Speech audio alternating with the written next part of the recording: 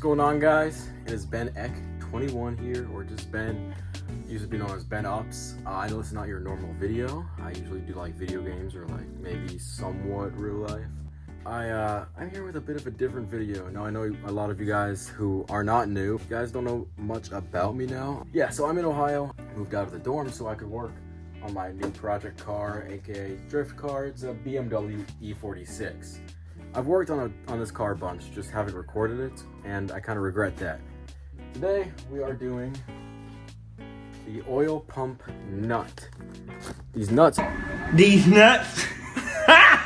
as you can see, they are drilled. You can put the wire through here, feed it through here, and tie it around this pump sprocket. Because with these cars, what happens is the timing chain, it's kind of like as it's banging off a limiter, it's like a whipping motion. So every single time it does that, it creates vibration, which backs off the nut. And so this is just extra safety, because I don't want my oil pressure just going out the window and then there's a nut flying around and whatnot. I don't want that to happen. So while we're doing that, you kind of have to replace the gasket, which is the only place it is leaking, surprisingly. For a BMW, I know. I got that and some RTV. I'll show you why I use RTV as well as that later. But I got this all from Bimmer World. If you own an E46 or any BMW, you should know what Bimmer World is. They gave me some stickers, this very nice sticker. So a little backstory on my car, I picked it up for $2,100 and it ran terribly. It was lowered on crappy, probably eBay or some Chinese coilovers. They were rusted, not adjustable because it was rusted, and they made this awful squeaking noise. So, well, I got rid of them and I replaced them with a cheaper but decent alternative Rev 9 from Amazon. They're like 600 bucks or something like that. I mean, it was in my budget. I'm building a budget drift car. Lowered it on Rev 9s, put some nice rims on it. I got them as a set with tires for 800 bucks. These rims go for 800 bucks as it is. They are super dirty right now because I have not washed it since my drift event last weekend. I drift at my school, UNOH. I plan on drifting hopefully for Drift Indy, Mid-Michigan, areas near here, maybe Drift Evergreen in Pennsylvania. But lowered it, tires. I really wanted to make a video on this. So there are headers with heat tape, I guess you could call it. It's titanium fiberglass, and it sucks to get on your skin or in your clothes because it does not get out of either of the two.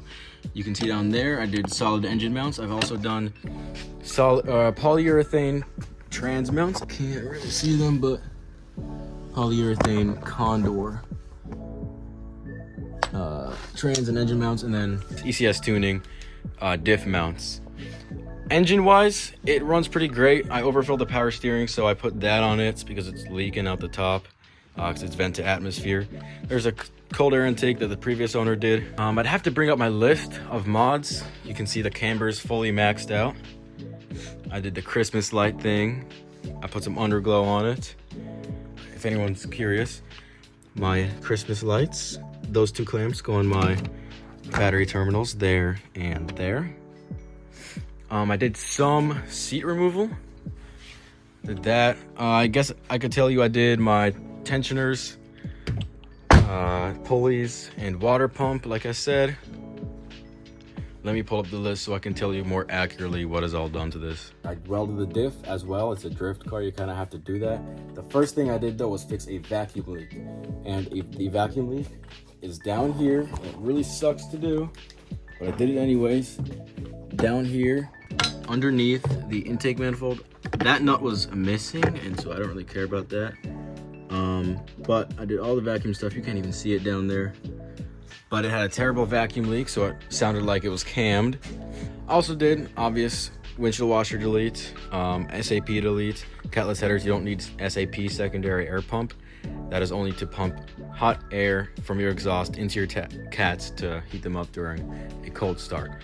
But today, let's get focused and start on the oil pan gasket and the oil pump nut. Okay, so first things first, what I like to do before I start any project is get some DUBBY energy in me. Yes, I am sponsored by DUBBY Energy because I am a gamer. as well as a mechanic. I'm a gamer mechanic. Now, if you don't like caffeine, you can go with a hydration blend. I love caffeine, and I'm gonna need to stay up tonight. It is almost 10:30 where I am, so I'll update you on how long this actually takes me, hopefully all night. Hopefully not all night. But here's their limited edition Palm Blanc. Now, I've had this before. It is by far their best flavor.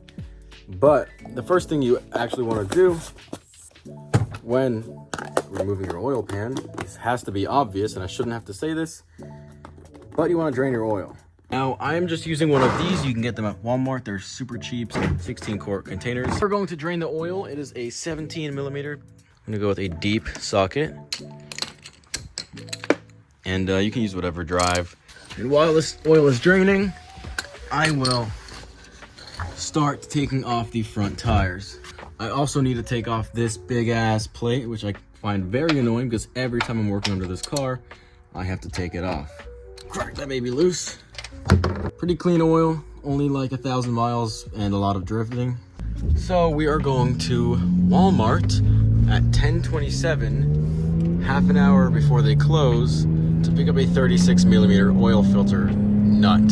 So we got a pry bar because we realized we needed one. That's for lower control arms. I'll be doing those as well in a separate video. And this big ass wrench because I'm a fucking cheap guy and I can't. There's no 36 millimeters. I even looked online. It says shipping, and I don't want to have something shipped. I forgot my DUBBY, so I am parched. And by the way, if you want an energy drink that'll make you not have the jitters and not have an afterward crash and genuinely make you feel good, use code BENDUBS at dubby.gg. I'll link it down in the description. You can get yours for 10% off. DUBBY Energy. Got the filter off. We'll be leaving it in there so it drains completely. But we're taking off the wheels now. Usually they're 17 millimeters. Okay. Take probably just the front two off. And when taking off this last nut, you want to make sure that it does not fall on you.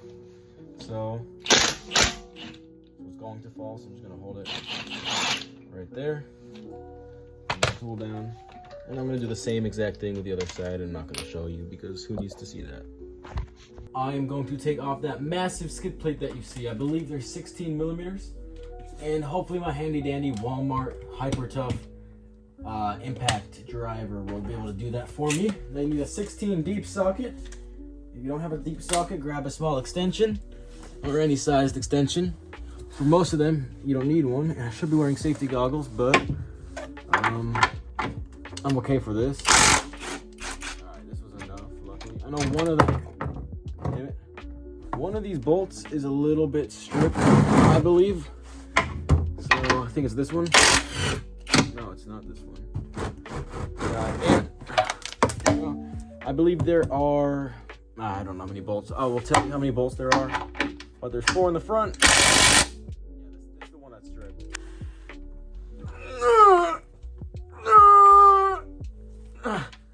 It's coming loose, so hopefully he didn't see the face I made. I'm gonna speed up this process.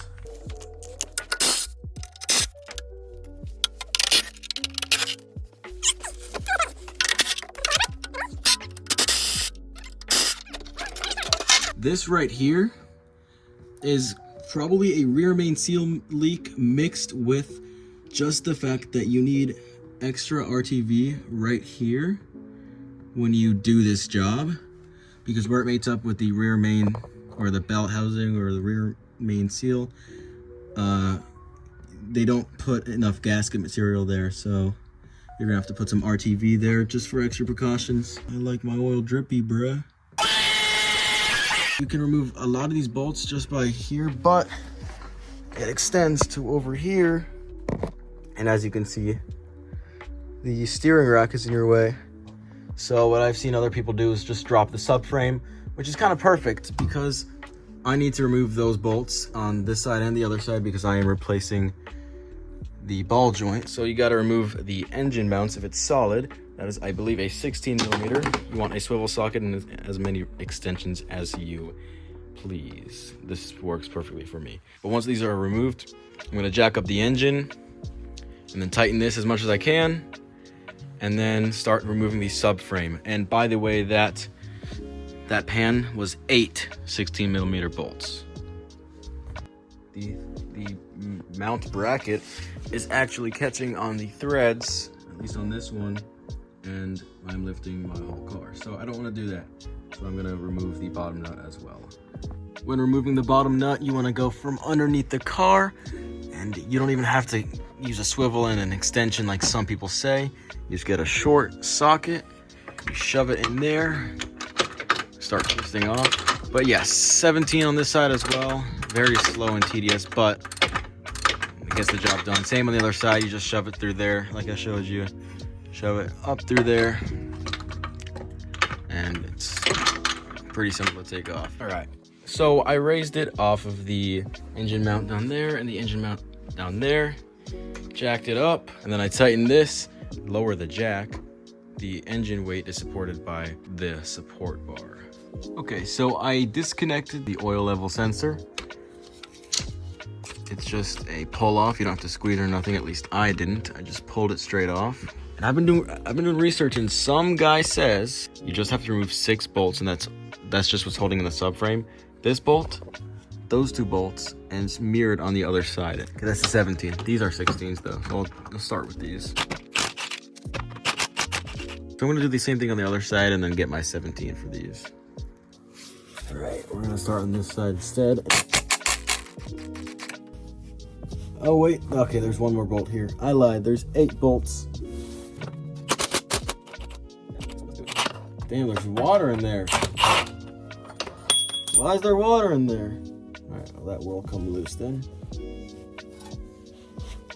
Yeah, that'll come loose. So those 2 bolts are out. We are gonna do the other side now. All right, we are doing this side. All right, yeah, the whole thing is starting to drop. All right, this other bolt right here. The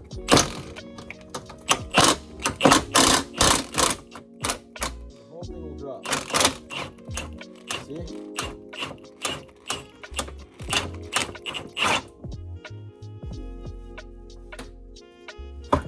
The whole thing is dropping now. But before I completely drop it, I'll make sure. Right, I kind of lost you guys because I grabbed my flashlight. I'll put this bolt back in for now, just a couple threads in, because it is tugging on some power steering. So if I just remove this bracket, I should be decently good. And then I'm just gonna place a jack under it. All right, here's that bolt that I got. It is indeed a 10mm. Aw, no. Yeah, we're gonna have to use zip ties for that. I could have just removed this bracket. All right, Ben, think, bro. So now that I have a jack supporting the subframe and a flashlight pointed at it, which is the most critical part, it's not, I'm kidding. I should be able to remove this. Bro, it's a 17, right? I'm gonna try this one because at least I know it works with this. Yeah, okay, well, whatever. Doesn't work with my tiny impact. All right, that's supporting that. Now I have access to my oil pan. All right, let's start with these bolts. I'm pretty sure, I don't know how many there are, but I'm pretty sure there's some in here and some mounting through the transmission onto that. All right, I am using this for the most part, and for other things, I might be using a swivel socket and a wrench. But I will just set a time lapse and watch you and show you guys this. And then if I have anything I need to interject with, like other bolts or hard to reach spots, I'll show you guys.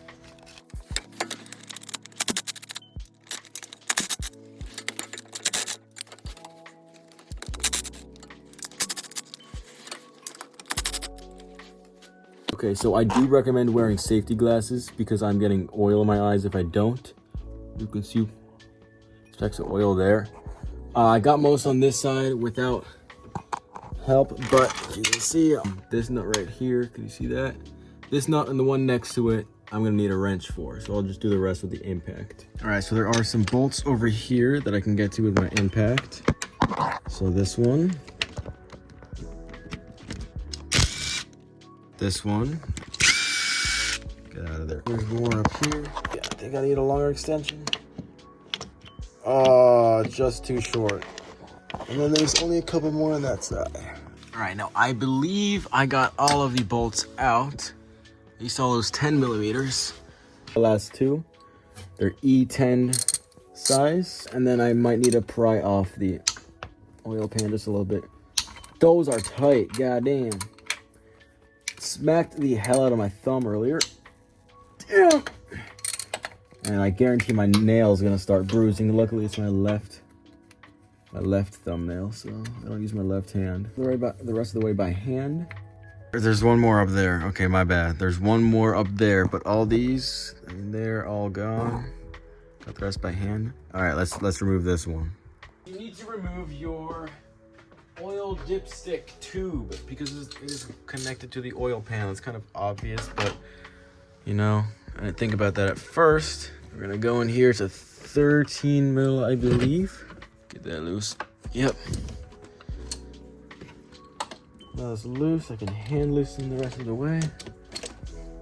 And we do have to take the oil dipstick out. And I recommend replacing the O-ring that goes with it. You just gotta wiggle and pull this one out then. I could remove all my intake stuff, but I'm too lazy. I'm gonna try to do this without doing all that. Well, I think when I drop my oil pan, it should come out the rest of the way. All right, I removed those two bolts back there and it started to drop. The oil dipstick tube is starting to pull out. So the only thing preventing me from taking this oil pan out is the power steering pump. Some people remove it. I might end up removing the brackets, which I think are just 13 millimeters. Okay, so I ended up removing the bracket nut, the nut up top, and a nut on the back here. They're all reachable from the top except for that one. Now I can just swing this out of my way. Oh my god, here he goes. Okay, I'm gonna use two hands for this. Hopefully you can see what's going on. There you go. We are going to remove it from over here now. All right.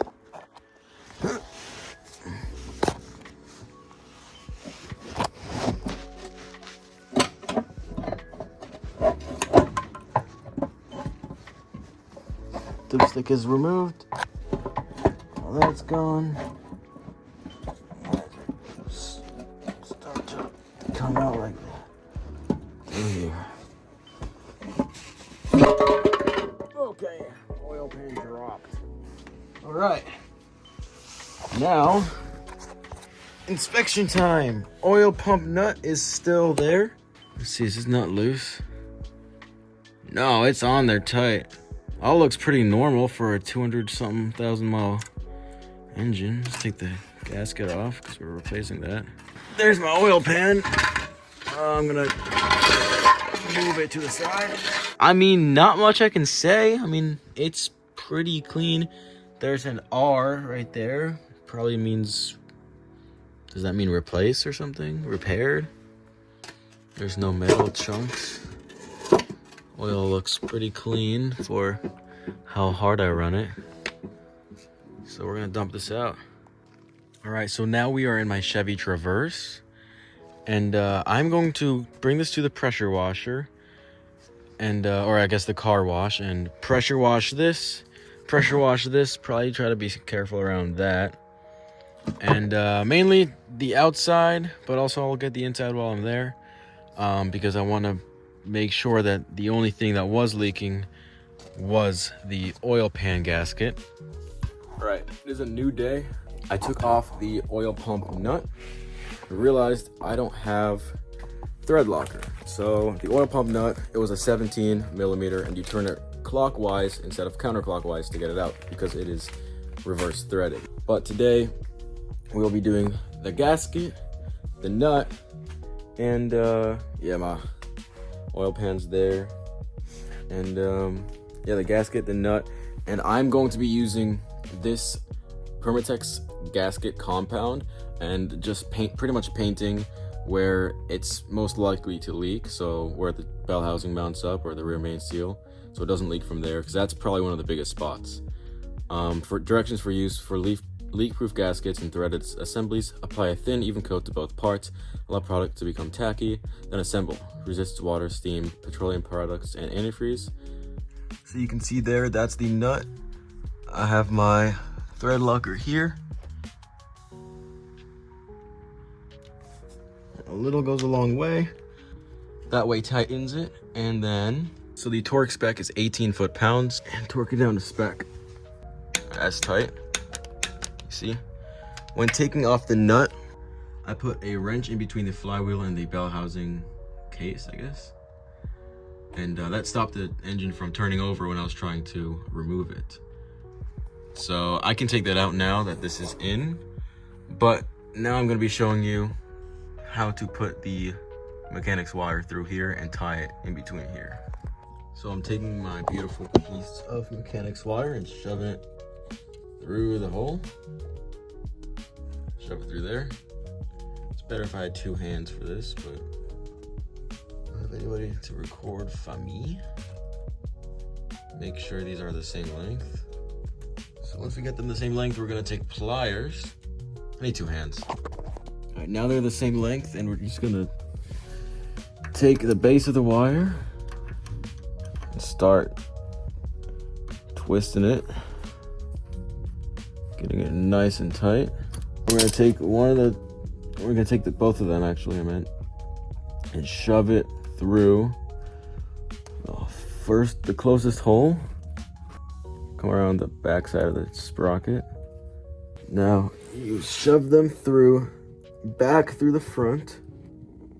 And this is really where a pair of needle noses would shine, but I don't think I have any. So I pulled it through with pliers. Had to pull pretty hard, like that, and make sure it's flat. It most definitely is. And then take this, start twisting it like I did earlier.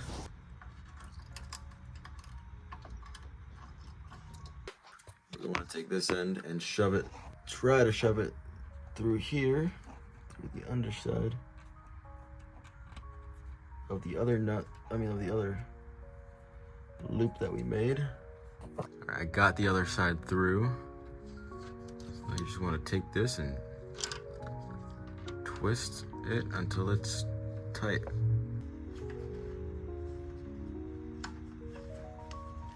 I got the nut and wire in there like swimwear. Here's how I set mine up. Some people actually shoved both ends, one under this, one above this right here. I shoved them both under and then just wrapped it around tight over there and tried shoving it a little bit in there. It should stay no matter what, but that's how I have it set up. So now with the gasket, we can either hope that it stays on by itself, or what I'm gonna do is, I found this laying around, spray adhesive. I'm gonna spray a small amount onto the surface, then put the gasket on, just so this can stay on the surface and not slide around as I'm putting the oil pan in. I sprayed it on the gasket itself over a trash can, just because I didn't want to get any sticky material in the oil pan. So it should be able to, adhere, I guess, get itself on there. I put those bolts in so the gasket doesn't move from the holes. And now with the other bolts, I'm going to spray them down with brake clean, because later I'll be applying that gasket compound. Okay, so we got the oil pan gasket on there. It's pretty good on there. Bolts over there, they're clean. But first we need to clean off the underside of the oil pan. You want to use a microfiber, not like those blue paper towels that I was showing you guys earlier. But you want to wipe it clean around everything that you can get to. And then once you're done with that, you're gonna put the oil pan up and just start it with a few bolts, making sure that the gasket doesn't move. All right, so here's the Permatex compound. We're gonna go around the entire gasket, and then for the spots that you want to put RTV on, you can see these 4 bolts right here, 2, 3, 4. Right after these 2 bolts, so kind of like in line with that right there, you want to put some RTV. All right, so that's that. Now RTV, we're gonna place some RTV right here, some RTV right here, and then same with these other ones. Right where it becomes straight, you want to place some RTV. So right at that corner bend right there. Same right where it comes straight, place some RTV here. Just a small little drop like that should do the job. And now we're gonna get it all lined up and in there like swimwear. Let's slide it through here. I don't know what part of the video I'm gonna cut out because of all the cursing and how much I got so mad over this. But these two bolts in here, they are the long bolts. And those holes, this one ended up getting stuck in the bell housing, so I had to take the pan off again and clean it off and reseal it. It's kind of annoying. Two medium length bolts, one in there, one right there. And now I'm getting the rest of the smaller normal length bolts in. All right, if you guys can see, those are the only two bolts that you will need a wrench on or a ratchet instead of this. You can't fit that in there. This Torx bolt up here, to get it out and in, you need a ratchet for that. All right, so before we torque these oil pan nuts, we had to get the power steering pump back in. They're already in. I want to show you how to get them. The first one can be reached from the top. It's 16 foot-pounds. Click. All right, one thing I wanted to add is when I was putting the power steering pump bolts back in, I got one from the front and then I attempted to get one from the back. I did not include that in the video. I do want to say that it was actually way easier to go from the bottom and reach the torque wrench up. I didn't realize it was accessible from the bottom. And then there's a third bracket nut that you can also get from the bottom. I did not end up recording that. All right, the oil pan bolts are torqued to spec, all 10 foot-pounds, including the 3 on the back and the 4 long and medium ones in the back. All 10 foot-pounds, 29 bolts in total. That I also have them to 10. It's like 8 to 10, but I did 10. I got the bolt back in. The tensioner right here is a 15 millimeter. On some of your applications, it will be an Allen key or sometimes like a Torx key like that. I don't really know why or what the difference is. This is a 2004 BMW E46, 325i rear-wheel drive. I mean, I don't know why some results that I searched up when I had to do this, it was like an Allen key. But that's besides the point. We're going to be getting the subframe in. It's these 8 bolts right here. But before we do that, we are going to look to see if we can do our control arms, because guess what came in today? Control arms, sway bar and links, bushings, and tie rods. So we might just do that. Okay, one thing I forgot to mention is that you do want to pull out, or you did pull out the dipstick and you want to put it back in. And it is a good idea to replace the O-ring on the dipstick. Okay, so we got the engine cradle back in on both sides. We used the jack and our own strength to guide them into the holes. They will not go in the holes until this is pushed in flush. All right, so for this, the torque specs on all of these will be, those are 44 foot-pounds. They're 16 millimeters. Okay, the engine mounts are back in on both sides. I would add the oil on this step right now, but I forgot an oil dipstick O-ring, like I said earlier. All right, it is now the next day. I slept all day because I was up super late. But we are using this Liquimoly MOS2 anti-friction. And we already poured the contents of this, and then we poured oil into here, shook it up, poured it again. This is the third time we're doing this, just to get all the contents of this MOS2 in here. And this stuff supposedly reduces friction, improves fuel economy. I can't get that with one hand. But yeah, we'll add the oil and try to start it. Everything's back together. There's a temporary AutoZone O-ring in there. It's probably gonna leak, who cares? But I have one coming on the way, and then I also ripped the idle air control valve part of the intake boot, so I ordered a new one of those, which is kind of annoying, but that's gonna leak as well, vacuum leak. Hopefully it runs fine though. All right, first start test. I do not have power in this garage right now. We're getting it checked out tomorrow, but yeah, first sound test and start test, make sure it doesn't leak.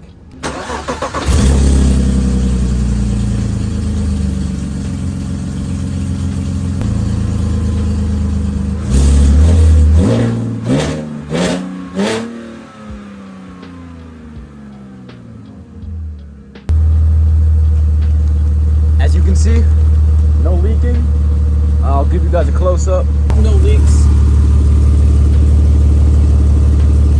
Nothing unusual. No leaks from there.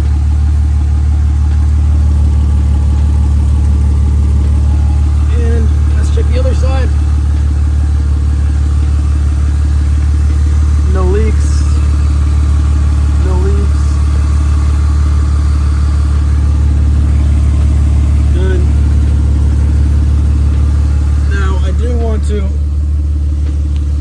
check the oil pan, the oil dipstick tube. The dipstick tube is not leaking.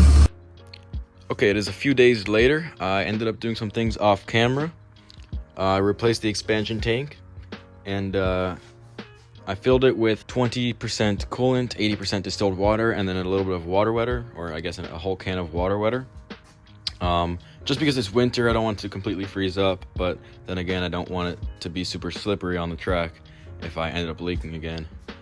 Where we left off, I was looking at the oil pan and the dipstick O-ring. We are going to be doing the dipstick O-ring now. I got the O-ring here from FCP Euro, and the intake boot. Yes, I'm keeping it rubber, but hopefully it doesn't rip this time. So I'm going to show you the process of how to do that. With this cold air intake, you just got to remove this one right here, and then there's two, I guess, screws for the clamp. One you reach a screwdriver through this way, and then one you reach a screwdriver down through here. That's how I angled it, at least, to get the idle air boot off, idle air valve boot section of it off, which is this section right here. This is the part that ripped. So you want to remove this one, or at least get it loose enough so that you can take it out. And then you want to reach in through here and get that other one. You kind of got to feel for it and twist that baby loose. And the other one, you reach your screwdriver through here. You can see through there. That's where it is. Twist that off. Now that both of those are loose, you want to wiggle this out of there like that. And then you can disconnect from here. I'm going to disconnect this one as well, just to give myself some extra room. You want to disconnect your mass airflow sensor, and then there's a 13mm bolt there that I showed you already. And then down there, if you can see it, that bracket, you want to move that out your way. And then I think I actually left the other one nut. Did I leave it unplugged? Nah, that right there, you want to undo that clip. I actually just ended up undoing that circular hose, the clamp, I guess you would call it, and just taking it out like that. Okay, intake boot is off. Mass airflow sensor disconnected. There's that thing I was talking about right down there. So I'm gonna reach my hands in there, take that hose out of that circle right down there, and then pull the dipstick out. Right, so that hose just got out of the bracket. I also forgot to mention that part of your CCV, that hose down there, right there, is connected to your dipstick tube. You want to pull that off. Hopefully, I'll be able to just wiggle it off. All right, I got the tube out for our new ring. I should lube it up. Take some of the oil on the dipstick. Get it all in your hands. Lube up the O-ring like that. Slide it over there. And you get it on like that. And reverse order. We're putting it back in. That big line right there, center of the screen, I moved that up and out of my way to get the to get this bracket out, to be able to move it, finagle it. All right, now everything's put back together, and it's time for a test start. I know it's gonna run, I know it's gonna run well. I just wanna see if any smoke comes out of the back from the dipstick tube. No smoke, we're chilling. All right, now that everything's done, I put the chassis reinforcement plate back in. Took it for a test drive, drives perfectly, did some ripping around the streets. And yeah, it runs great, no more blue smoke, and it doesn't leak any oil from the oil pan. And my next project, I'm going to do water pump on my Chevy Traverse. I think I have to do the water pump on my Chevy Traverse, which kind of sucks, because it's leaking from there. And so it leaks a lot, and I'm driving to Pennsylvania in a couple days for Thanksgiving. But that'll be a video for another time. I gotta find out and look if it's actually leaking from there or not. If you would like to see that and you like this video, please leave a thumbs up, subscribe, hit the notification bell, and I'll see you guys next time. Peace.